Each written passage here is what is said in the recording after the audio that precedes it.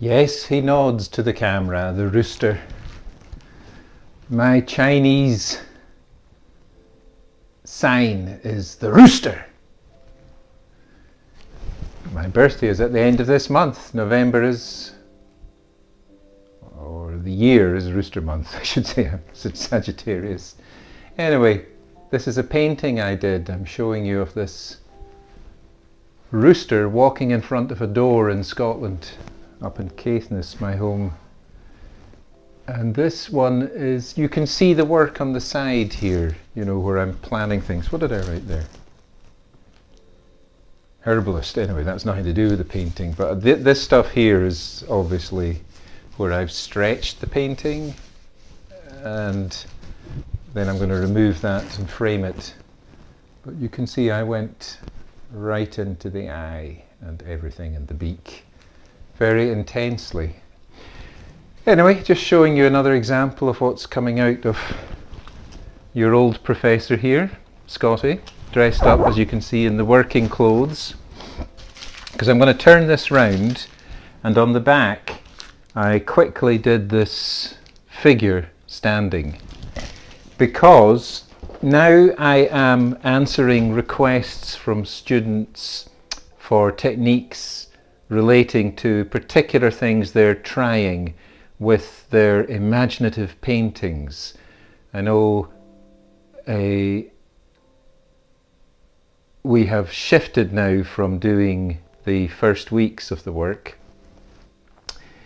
and you've completed that, and now we move on to your freedom. Your creative juices are going to be unleashed, and you're going to show me what you can create that's meaningful for you. Okay?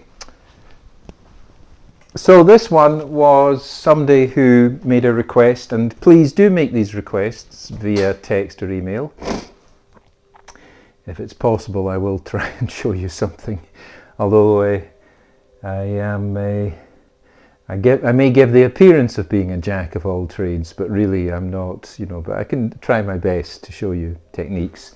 So that student who contacted me was interested in having a figure. She has a mermaid, and the mermaid is going to be underwater, or half underwater and half out of the water, and she was inquiring, how the heck do I go about that? Well, I've done this kind of sea god, but he has legs. Can you all see that? For doing a water painting like this, I recommend that you lay the paint canvas down like this, horizontal, because if you have it up and you're doing a lot of water, it's going to drip all over the place. So I'm using this old piece of wood actually as the palette, and I've put out some different greens and browns. I got this Reeves acrylic set that I showed you at the beginning. You probably have different colours from Blick, but just use, you know, basically if you've got greens, blues and white, you know, that should get you going for water. Okay. So the first thing is, he's mermaid painter. This applies for you as well. The first thing is the figure is half in and half out of the water. So we'll decide where the figure is coming out. So I'm going to put, this is masking tape. You can use any tape as long as you can remove it from the canvas. So we'll have him the bottom half under the water. So there. Now if you don't want to use tape, you don't have to. I mean, you can take a ruler and just pencil a line along there. I'm just doing this as an example of one sort of technique, because quite often artists use masking tape to create divisions in their paintings and sharp lines. So we've got the bottom half here, and I am going to take 2 containers of water, set them there. This is tricky work, and as this is a bit bigger than what you're doing, I'm going to use a bigger flat brush. So we'll have the sky first of all, which is going to be above his head, which I'll just do quickly like that. Can you all see this?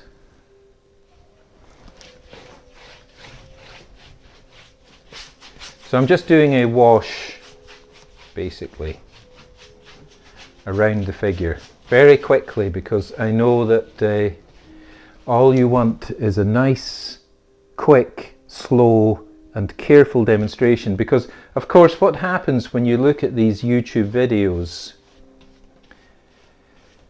to be honest, it happens with a lot of teachers when they're talking as well, to be honest with you, but that's... they speak too fast, and also in a way that is too complicated, so you can't follow what's really going on, and that is a problem. So if I do that, just let me know and I'll try and not do that, because it's a very irritating habit, especially if you're trying to teach.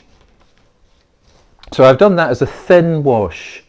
You can see what I had this brush here. Now you'll have to use the biggest one of your brushes, or if you're living with your parents or anything, if they've got an old paintbrush that's larger, use it, because I don't think you got one that big in your set. The biggest you will have is something like that, which will still do the job, okay? Yep. Okay, so I've done the faint wash for the sky, and now we come to do the water. So it's much the same process, except we're going to add more green into the water.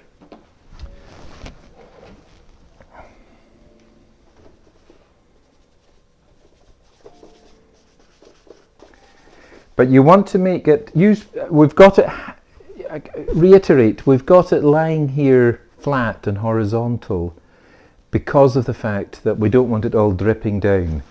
And we're going to use plenty of water because we want the legs to be visible through the water. So you can see here I'm doing this wash over the man. Actually, I'll be honest with you, the masking tape maybe wasn't such a great idea. I'm going to take it right off and do it freehand. Professor corrects himself midpoint during exercise. There you go. Just to show you that I'm not perfect. Forget the masking tape. Okay.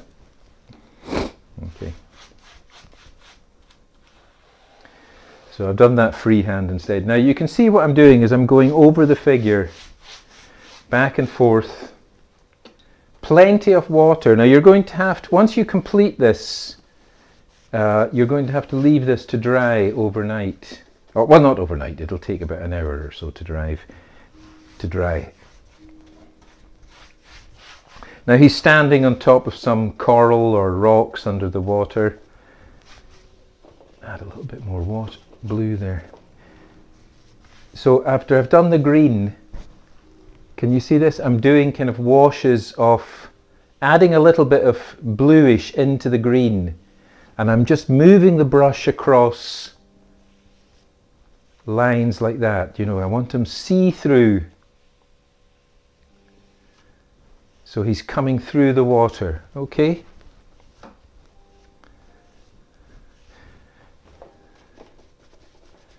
Now this is just an example for one student who wants to know how to do a figure coming through water and being visible. I'm not expecting you all to do exactly the same thing. Remember, it's an exercise for your personal imagination, you know, but I'm going to give you ideas. So as you have problems or you're trying to work out something, text or email me and I'll incorporate it in my demonstration. So I'm just kind of wafting it on here, bits and pieces. I'm going to make it a little bit darker at the bottom around the rock. Now you can see I haven't made this complicated at all. It's just gentle strokes and plenty of water,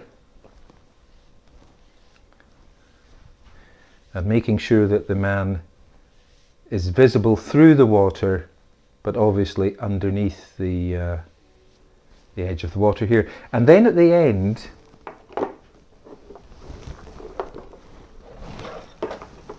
I'm going to take a little bit of white here, can you see me? And just put little bits like that. Here we are. There, you know, just little bits, you know, where you'd get little bits of spumy wave foam on the water. Can you see that? See how see how my hand is going? There he is. Actually, it's much better without the masking tape. Masking tape is too regimented for water. Now, I quite like what's happened with the stain here, which, you know, you could say is a mistake, but will turn out to be fine. It looks like there's things coming from the sky, and his arms are wafting up towards it. I'm going to talk a lot about accidents in painting, because accidents are really what painting is all about.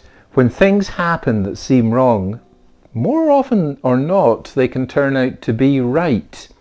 Those of you who've lived a little bit will realise that in life, lots of things go wrong and lots of things happen. And it's what you do with them that's important.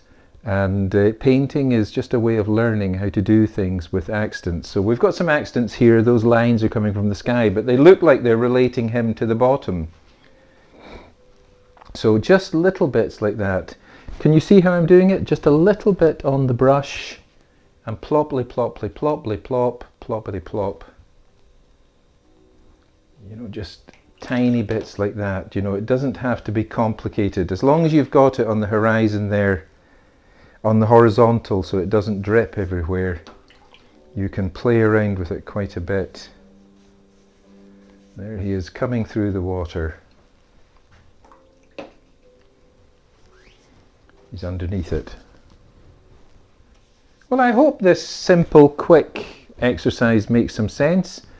How to do a figure emerging from the water. We'll let that dry. Now, if I'm not really happy with that after it dries, I can add some more onto it. But even looking at it here on the camera with you, at a cursory glance, it does look like a guy, a sea god, a kind of Neptune, you know, or a submariner, and or Aquaman, and he is under the water and reaching, and the clouds are, the sky is kind of wafting down towards him. So I think, you know, this thing took me 12 minutes of painting, and you can see it's pretty good. You know, it's not bad for a really quick thing.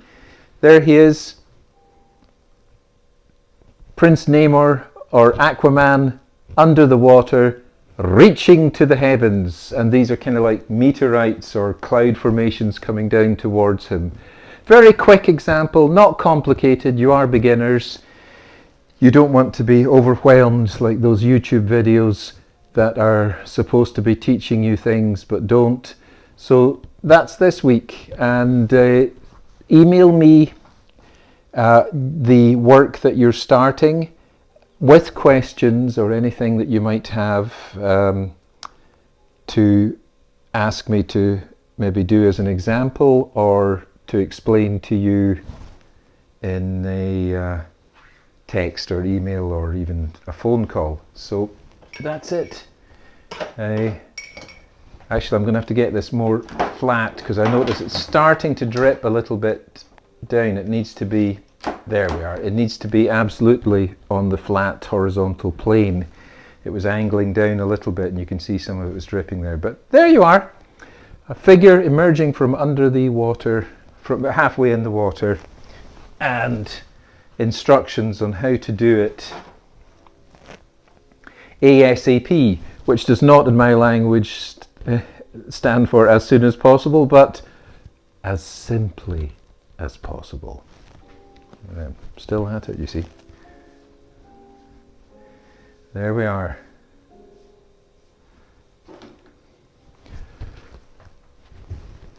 Email or text me before the next week, which is the 15th plus 7, the 22nd of November.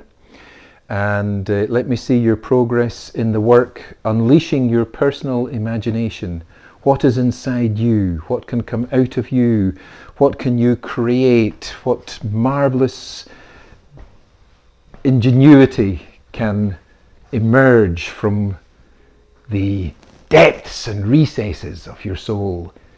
That's it. Okay, my dears. Adios. Till next week. Take care, everyone, and always here for you. You can contact me any time of the day, and I will respond as soon as I see it. And all of you are welcome to that. I treat everyone with absolute devotion. Okay, my dears. Till later. Bye for this week.